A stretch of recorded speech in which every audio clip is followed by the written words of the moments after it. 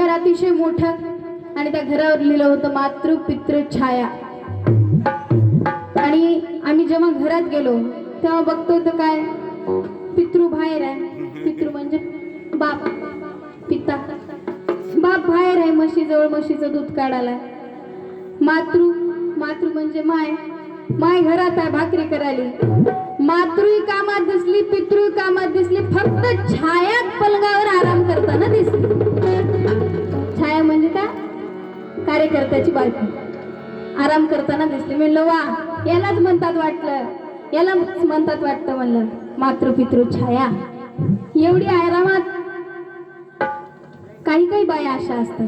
आणि आम्ही गेल्याच्या नंतर ती लगेच उठली. ती म्हणली केव्हापासून सांगायले ताई तुम्हाला म्हणली बसा, ताईंशी बोला म्हणाले. म्हणली मी करते करते तर ऐकच नसेल म्हणली. सासू म्हणली, बाई म्हणली हे सगळे सोयरे आलं तरच अशी बोलते ना. म्हणली नाही तर मग सगळं काम मलाच लावते. म्हणली काय तसं म्हणून सांगणे. अशा काही तोंडावर वागणाऱ्या बाया असतात. म्हणून की कष्ट करणारी घाम गाळणारी पाहिजे, कष्ट करणारी घाम गाळणारी पाहिजे, पतीच्या शब्दाला पाळणारी पाहिजे. कष्ट करणारी घाम गाळणारी पाहिजे, पतीच्या शब्दाला पाळणारी पाहिजे. वरून वरून दिखावा करणारी नको, वरून वरून दिखावा करणारी नको. आई रमाई समान आपली जवानी जाळणारी पाहिजे, जवानी जाळणारी पाहिजे.